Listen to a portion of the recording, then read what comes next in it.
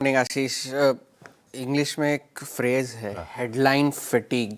बाजार को अब वो होने लग गया है, तंग आ गए हैं वो हेडलाइन से सुन सुन के, रिपोर्ट पढ़ पढ़ के अब रिएक्ट करना ही छोड़ दिया है। और कल भी वैसा ही हुआ, इतने सारे अनाउंसमेंट्स हुए, डोनाल्ड ट्रंप बोलते ही जा रहे थे पूरा दिन, लेकिन कोई रिएक्शन नहीं हुआ बाजार में, वो अपनी चाल चले जा रहे थे। कल भी S&P 500 और नैस्डैक रिकॉर्ड हाइस पर बंद हुए। नैस्डैक अब 12 दिन लगातार चढ़कर बंद हुआ है, और ये इसलिए भी हुआ क्योंकि TSMC और ASML दोनों जो बड़ी चिप मैन्युफैक्चरिंग कंपनीज हैं, उनके नतीजे बड़े अच्छे थे, तो इस वजह से बाजार में तेजी देखने मिली। लेकिन अब इसी हेडलाइन फटीग पर हेडलाइंस की बात कर लेते हैं। कल डोनाल्ड ट्रंप ने पहले तो ये कहा, AFP के हवाले से ये खबर थी कि ईरान ने अपना एनरिच्ड यूरेनियम हमारे हवाले करने को हामी भर दी है और डील बेहद नज़दीक है, और डील में ये भी होगा कि हमें मुफ्त में तेल मिलेगा और स्ट्रेट ऑफ हॉर्मुज़ तुरंत खुल जाएगा। अब इसका मतलब क्या है ये तो डोनाल्ड ट्रंप ही जाने, क्योंकि ईरान की तरफ से इस मामले को लेकर के कोई आधिकारिक बयान अब तक आया नहीं है। और साथ ही साथ ये डोनाल्ड ट्रंप का बयान तो शाम को देर रात आया, उससे पहले बाजार खुलने के थोड़ी देर पहले US के डिफेंस जो मंत्रालय है, वो डिपार्टमेंट ऑफ वॉर, जो पीट हेग्सेथ जो है, उन्होंने अपने बयान में ये कहा कि ये ईरान के हित में होगा कि वो एक डील चूज करे, क्योंकि अगर उन्होंने कोई गलत फैसला लिया तो फिर से बमबारी शुरू होगी इंफ्रा, पावर और एनर्जी ठिकानों पर। ये उन्होंने फिर से चेतावनी दी।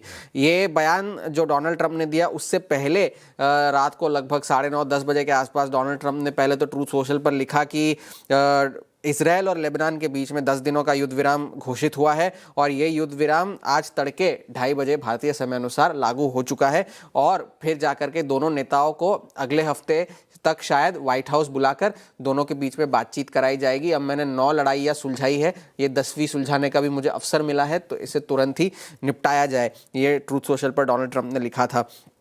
लेकिन एक और बात, आज सुबह रिपोर्टर्स से बातचीत करते हुए उन्होंने कहा कि ईरान के साथ आप कल्पना नहीं करेंगे, लेकिन हमारे संबंध अच्छे हैं। पिछले 4 हफ्तों से जो हमने बमबारी की है, ब्लॉकेड्स किए हैं, उसके बाद संबंध हमारे सुधर गए हैं, और ब्लॉकेड जो है बमबारी से ज़्यादा पावरफुल है। ये उन्होंने अभी रिपोर्टर्स से बातचीत करते हुए कुछ ही देर पहले कहा।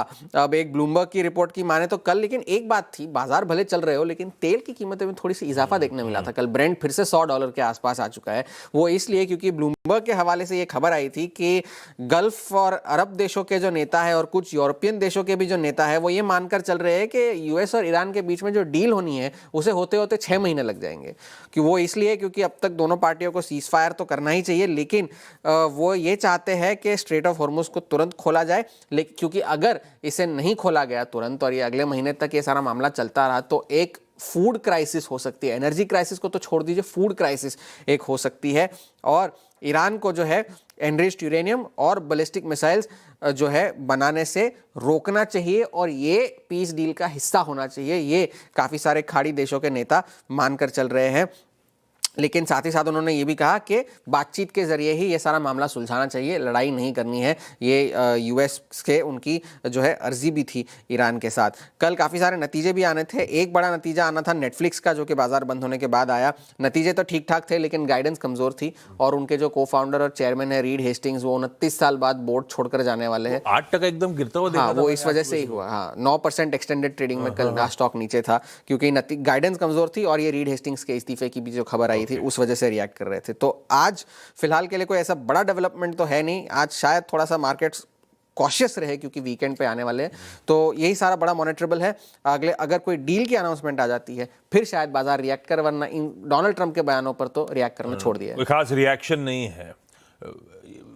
फूड क्राइसिस मतलब ये वेस्ट एशिया के लिए फूड क्राइसिस हो, फूड क्राइसिस, और सर बाकी सारे देशों के लिए भी, क्योंकि काफी सारे जो नेताओं के बयान आ रहे हैं कि आप जो देख रहे हैं इस वक्त, वो टिप ऑफ द आइसबर्ग है। क्योंकि कतार के भी वित्त मंत्री ने कहा है कि हमें हमारी सप्लाईज बनाने में 5 साल तो लग जाएंगे, और हीलियम जो है, कतार से लगभग 30% हीलियम एक्सपोर्ट होता है। वो चिप बनाने के लिए सबसे बड़ा जरिया हीलियम ही है। अगर वही एक्सपोर्ट नहीं होगा तो चिप्स कैसे बनेंगे, और चिप स्टॉक्स जो है वो धड़ाधड़ चले जा रहे हैं। तो इस तरह का रिएक्शन बाजार में देखने मिल रहा है।